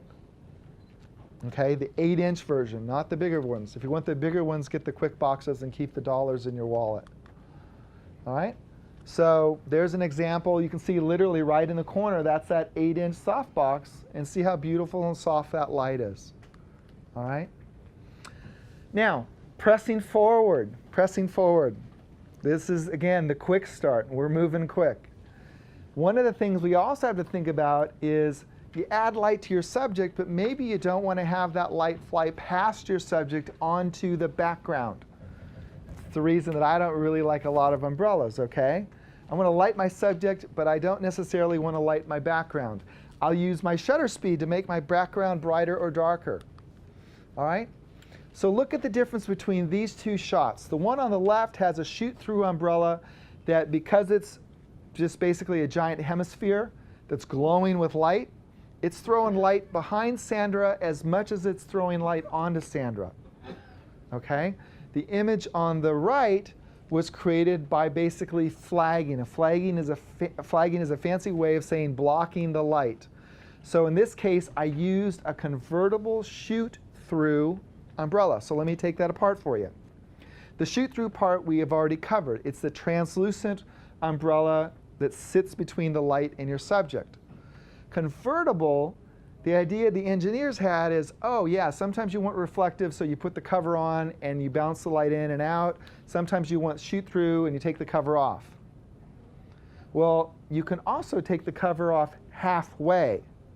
Use it as a shoot-through. Use the translucent side toward your subject and the flagged half of the umbrella towards the background. So this is the setup I used to light Sandra, and the way that I kept that light flagged on the background so you don't see that black piece of cardboard behind her. You don't see the seam in it. I'm not a Photoshopper. I'm not a retoucher. I'm a photographer. So I'm going to do it right before I push the shutter button. All right? So the difference between those two shots is I put the cover on one half of that shoot-through umbrella. This umbrella, by the way, is 35 bucks. It's really, and it's 40 inches or so in diameter. It's really a nice way to start. Just be mindful of the fact that it's going to try to throw light everywhere, and if you've got your subject close to your background and you don't want to light the background, you're going to need to use that convertible cover as a flag. Now another modifier, I'm cheating a little bit here because this is my young son, Tony. I'm not so young anymore. But I'm lighting Tony and the background, obviously, but it was the best way that I had to show you that zoom, the zoom setting on your speed light, is basically a built-in modifier. Your speed light defaults to auto zoom. And the idea behind auto zoom is that as you change your lenses from wide to telephoto, the speed light repositions the flash tube so that instead of lighting this when you have a telephoto lens, it's going to match where it's lighting to what the camera sees. That's a way of saying, oh, these things are really powerful because you can throw a lot of light, 40 feet out. Yeah, when you're zoomed in really tight, you can. So this is the extreme range. Without a little pull-out panel, you can throw light everywhere. And then down here, by zooming to 105 millimeters on my old 580EX2, I can create that dramatic slash of light. So I just want you to think about the fact that sometimes if you want to light your background, all right, and light your subject and not your background, you can zoom your speed light to a narrow zoom setting and then tip it on its side. Most often with portraits, we're lighting people who are standing up. So why should we try to have our speed light go this way when what we're really trying to do is light this? Okay? So you take that speed light, you tip it over, and you zoom it to its maximum setting, and then you're lighting the person, and that light is not flying around them onto the background. You're zooming it manually, okay? If you've got a 430 or a 580, you're zooming to 105 millimeters. If you've got the 600, you're zooming to 200 millimeters. There's that monoball swivel, all right? Lots of ways to get your speed light over on its side. orient your speed light so that it's basically the same angle as what you want it to light. Now there's another way to keep the light off the background, and that's to flag the speed light. So what we've got here is one of my favorite modifiers. I carry 3 of these in my kit, basically 1 for every speed light in my kit. All right, the Rogue Flash Bender Large. There are other smaller flash benders. I don't like them. You got to get the large one. It's 10 inches by 11 inches. And so it basically straps on. It's got 3, the reason it's called the Flash Bender, it's got 3 aluminum wands in it, so we can do other things. I'll show you a couple of other things in a moment.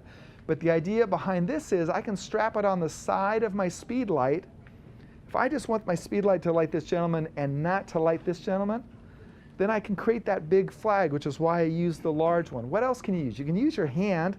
You can MacGyver it with a piece of cardboard or tape or whatever. But think about the idea of saying, I'm going to block the light on 1/2 or one side of my speed light, okay? All right. Now, there are modifiers that will limit the spread of the flash beyond the zoom setting on your speed light. The difference between these 2 shots is the fact that I used a grid on the frame in the left, all right? So that grid, here we go. Let's take a look at the set really quick. And you see in that upper corner there is the Strobros grid kit, okay? Now you'll see this online. It's going to say mini beauty reflector and grids. That's a real oxymoron because a beauty reflector needs to be big. So unless you're photographing Barbie, it's really not a mini beauty reflector. I call it a grid holder because that's how I use it. And it's a brilliant grid holder because in literally 2 seconds, I can change from a big pattern grid, which makes a spotlight effect like this, to a medium-sized grid, which is going to make a spotlight effect like that, to a really tiny spotlight effect with a really tight grid. And I can do it, again, in just a couple of seconds, which to me on a shoot makes a huge difference. Now, Rogue makes a really ingenious grid set that is very durable, really small, compact. You can see you've got a range of lighting patterns. I'm a big fan of the Rogue products.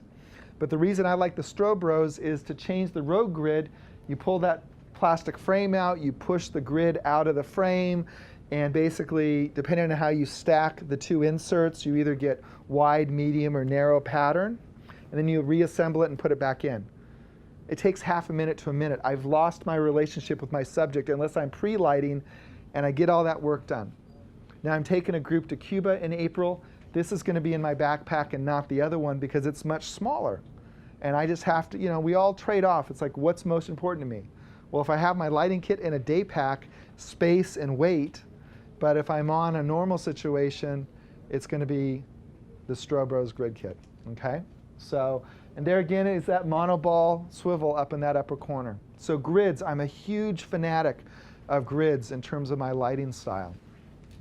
Another way to control the spread of your flash is through what's called a snoot. So jumping back really quick, I've got direct flash on the left, and then I've got an 8-inch snoot on the right. Now what's a snoot? A snoot is effectively a tube. So if I've got that Rogue Flash Bender, there's the large on the top, there's the medium on the bottom. If I've got that Rogue Flash Bender that I carry because I like the fact that I can create flags out of it really quickly, in a pinch I can roll it and create a snoot. I can create a tube. Why would I want to do that if I could zoom? Well, oftentimes I need a tighter patch of light than I can zoom. If I've got grids, I'm going to reach for the grids and not for a snoot because grids are more precise than snoots. But if what I'm doing is traveling light and I've got one speed light and one flash bender because it's my Swiss Army knife modifier, then I'm going to roll a snoot out of that grid or out of that flash bender and run down the path. Studio shooters like snoots that are made of metal, okay? So if you do a lot of studio work, a lot of product or food photography, and you want to create from your speed light a dollar size, a silver dollar size patch of light to light the face of a watch, then a metal snoot like that is going to be your weapon of choice, okay? Okay, so I'm going to leave some time for questions, but I want to run you through a handful of scenarios for lighting with one speed light. We're going to talk about the fundamentals of Canon's off-camera flash. Then if we have any time left, we'll talk about 2 lighting setups. The good news is you have all of these diagrams in your books, all right? So in terms of creating soft light with one speed light, when you're running and gunning, you can, from your hot shoe, turn the head of your speed light to a wall or to a ceiling, okay? And you're basically increasing the apparent size of that light. You're sending light at your subject from many different directions, creating those softer shadows. So here again is Diallo, good-natured sport that he was, and I fired the speed light from the hot shoe straight at him. Not a bad shot if you need a passport photo, but not a great shot, okay? So here I angled the light off the nearby wall, and I just had him look at the wall just a little bit, and there's a lot more depth. We pick up that rim light, that highlight on his cheekbone, all right?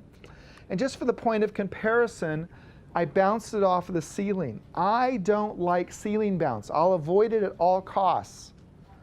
All right? Why? Because many people, myself included, have deeper eye sockets. So we get that raccoon effect. You bounce it off the ceiling, you light my face, so you're not putting any light in my eyes. So if you've got to go for a ceiling bounce, use that Rogue Flash Bender, and you can curve the wands, and it's going to throw most of the light up, but some of the light forward into the eye sockets. Or in a pinch, if there's no wall, no Rogue Flash Bender, you got to MacGyver it, put your hand up there. Do something to throw some light forward. By the way, that little pull-out panel that you've seen with your speed light, good up to 1.5 meters. Let's do the math. That's 4.25 feet. Canon came clean in the manual for the 600EX RT. Good up to 1.5 meters. So you're not going to do a ceiling bounce off that little white panel. I write if found, drop it in the mailbox, postage guaranteed, Silarina, Paso Robles, California. Okay, so wall bounce is the way to run if you've got to run and gun. Now here's another tip. When you're shooting off-camera flash, particularly when you're photographing women, point the speed light at their nose. If you point the speed light at their nose, they have a very small nose shadow. I know we're about creating shadows to create shape and depth and texture, but we don't need a big old schnoz shadow going across the cheek, which is what happens when the bride is looking this way and you put your flash over here. All of a sudden, she's got this huge nose shadow across her cheek.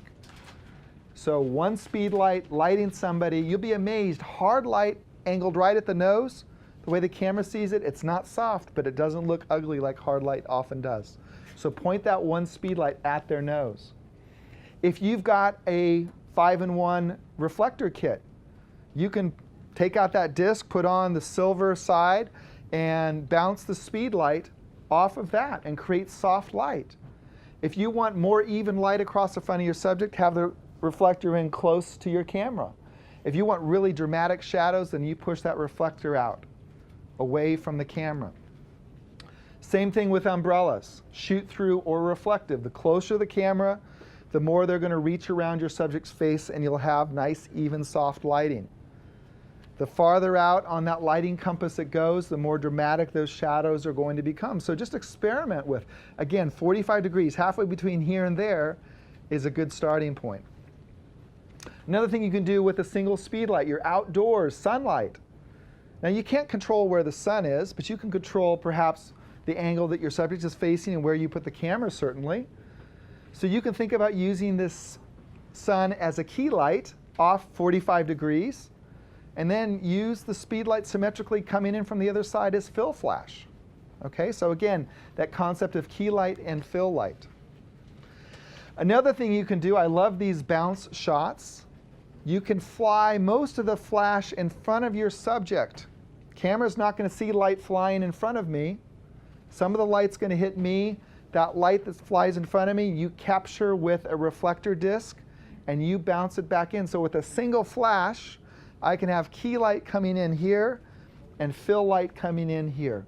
Just one flash, but the trick is it's called feathering. You just have to pan that light so that most of it flies in front of me, and then you've got a device over here to capture it and send it back in. So those are just some quick tips in terms of the things that we can do with one speed light. All right, looking at my watch, running around the final corner here. Fundamentals of Canon's wireless flash system. We basically have two types of wireless flash these days. Since March of this year, we've had radio and optical. For many, many years, we've had optical, so that's where we're going to begin. Canon's built-in wireless flash system, which again is my choice, it's what I use professionally on location, all right? It's built upon the flash tube in either the pop-up of your camera, if you have one of the compatible cameras that can be a master. It's built into the 550, the 580EX, and the 600EX flash tube, all right? And this optical system is using an ultra-fast series of light pulses, think of it like Morse code, sending the instructions to the slaves. Now, it's really important to know where the slave eye is on your speedlight. And on Canon speedlights, it's that black panel on the front of our speedlight. It's not the big red one. That's the marketing department's idea of what the autofocus assist light should look like. Bigger is better, apparently, when it comes to red pieces of plastic. The slave eye is in that little black panel in the front, all right?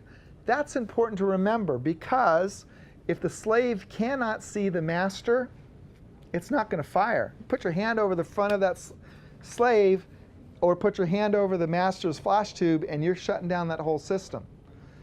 Now, the reason that people think that this built-in system isn't reliable is they didn't understand this trick.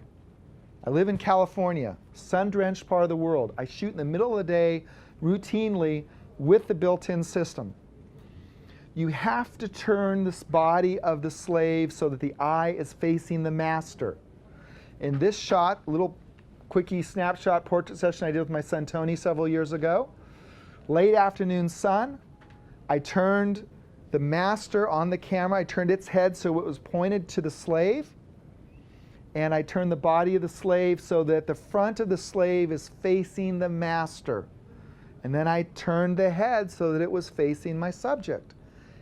You understand that you should do that to every one of your slaves, and you will find that this is a very reliable, robust system. People just don't understand, A, where is that eye in the first place, and B, it's perfectly okay to twist the body. You can be a contortionist, all right, to your slave speedlight so that you get that geometry right. Now, there are some times where the geometry just does not work, and that's why I continue to carry that extra long ETTL cord in my kit. Because there are times outdoors where having the slaves look at the master means they're looking right at the fiery orb behind me, mainly the sun. They're looking right in the sun. They're going to be blinded. So the trick then is really simple. Take your master off camera on an ETTL cord and turn the bodies of the slaves away from the sun and put that master in a spot where the slaves are going to see it. Because it's that ETTL cord, I'm still controlling the whole system from the back of my camera. So you don't have to have the master in the hot shoe of your camera. It just has to be connected to the hot shoe of your camera. And you can put it in a spot where the slave eyes will see it.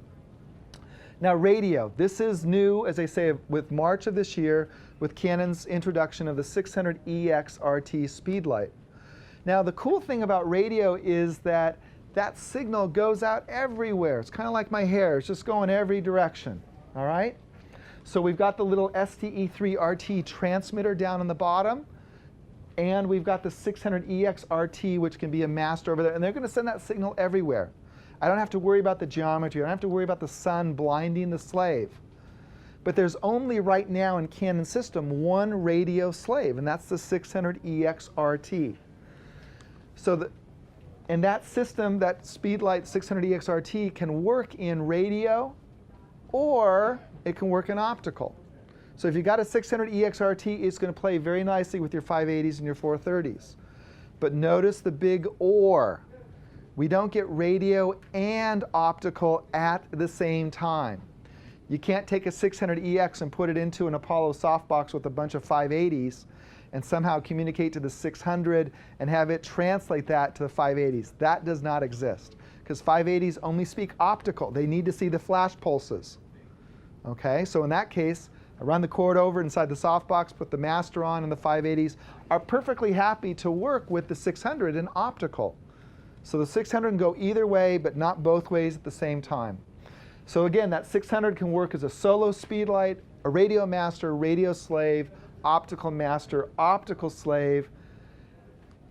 The SDE3 RT does one job. It's a radio master only. Now the cool thing about the little transmitter, it is an exact replica of the back of the 600EX RT. So you learn how to run the speed light, and then you want to get into off-camera, you can get the transmitter instead of a cord if you want, if your wallet allows for it, and you already know how to work the transmitter because it's just like working the speed light except that there's no flash tube. So same thing applies though. If you've got two 600s and you want to put both into action as off-camera flashes, you don't want to have that one in the hot shoe just as a transmitter, you can move a radio speed light off on an eTTL cord. You just have to be sure that it's an eTTL cord. Okay? All right. Very quickly on the new system, you activate the wireless system by pushing the sideways flash bolt.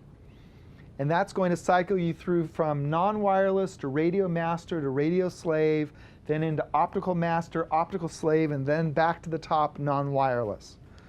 Your 580EX2, your 430EX2, if you haven't found this out, that sideways flash bolt, Canon's wireless flash system, is hidden behind the zoom button. On your 580EX2, your 430EX2, you press and you hold the zoom button for 3 seconds, and then you're going to see the word off flashing on the screen, and you turn the dial, and it's going to say master on. You turn it one more click, it'll say slave on. So that's how with your 580EX2 and your 430EX2 you get in and out of the wireless system. It's hidden effectively. On the original generation of the 580 and the 430, we had that little lever in the bottom, okay? But that little lever can't be weatherproofed, which is what the EX2 generation was largely about. There are lots of concepts about wireless flash. Here's one that is so important to understand. This concept of whether a master is enabled or disabled. All right? Enabled means this. The master sends the instructions to the slaves through the Morse code pre-flash or the radio signal. And then when the shutters open, it also fires as a flash. All right? Disabled does not mean that it's not a master. It means that it sends the instructions to the slaves, and then when the shutter opens, it doesn't fire any more light. So if you've got your master in the hot shoe of your camera, because of its position, it's going to throw on-camera flash into your shot. If you don't want on-camera flash, then you probably want to disable that master speed light. All right? So there's lots of things to understand about the wireless system. I want you guys to save your brain cells. Okay? You can do all of these things on the LCD of the speed light, but the icons, this is the difference between master enabled and disabled right there, but those icons are about 1/4 of an inch high, if that. On the back of your camera, it puts it up in the language that you speak and the language you read. So try to do the wireless system, if you can, via the LCD of your camera, and you'll actually enjoy it a whole lot more. There is so much more to talk about in terms of wireless techniques. Speedlighter's Handbook has several chapters devoted, and it shows you the screenshots of buttons and dials. So I've spent, and you can go to the B&H YouTube channel and look at previous presentations that I did last year where we talked exclusively about the wireless system. All right, we're going to close out with kind of a sprint for like 3 minutes, and then we'll answer some questions really quick. But we're going to close out with some ideas for using 2 and 3 and 4 speed lights. All right? So the fundamental thing, again, think about key and fill light, the main light, and then some additional light into the shadow areas. If you've got 2 speed lights, you can literally stand in a dark warehouse and create those 2 speed lights. Notice in a lot of these diagrams it says enabled master. Just as a reminder to say, hey, you don't have to have 3 speed lights to get the wireless system to work. You can take your master off camera. This is, frankly, my favorite lighting setup in the world. 2 speed lights, fire them straight at each other. Put your subject in the middle. Then work as the photographer in an arc between the 2 speed lights. All right? You will find many different striking styles of light in that simple formula. 2 speed lights firing right at each other, your subject in the middle. You can fire at hard light. You can fire soft light out of one, hard light out of the other, soft light out of both. Lots of different ways to go. We'll get to questions just a sec. All right? You got another option. You can bounce your master off of a wall as soft fill light. And then your slave can be firing right at your subject as a key light. Okay? We can go in lots and lots of different directions. Here's one I want to show you really quick. We often think about key and fill being a horizontal relationship. You can also stack them vertically and have your key light above going through a softbox or an umbrella. This is called clamshell lighting. It's an old Hollywood lighting style. And then have your second speed light come down below. If you want to create glamour lighting on headshots, look up clamshell lighting or over-under. This is the lighting diagram that we saw earlier where I had key and fill in front of the subject and a hair light behind. All right, group shots, and this I think will be where we're going to end the diagrams. The key to lighting groups, if you can, is to have symmetrical lighting, all right, around your group. And contrary to popular opinion, okay, you don't necessarily want those lights thrown in really close on your group. Pull them back farther. Now, if you've got a way to put a speed light behind your group, do that as well, because that's going to create a little bit of hair light and a little bit of separation light. Okay? So I've done a number of nice family group style portraits with 20 people at reunions and such, with just 2 or 3 speed lights and a couple of umbrellas. All right? So let's just jump forward. There's my contact info again. I'm going to open it up to questions until B&H kicks us out. I want to thank everyone, though, for coming today. It's always a joy to be here at B&H. And also, again, a big shout out to Canon, because they are the ones that made it possible for me to be here today. All right, so questions. We got... For more information, please visit us online, give us a call, or stop by our New York City Superstore. You can also connect with us on the web.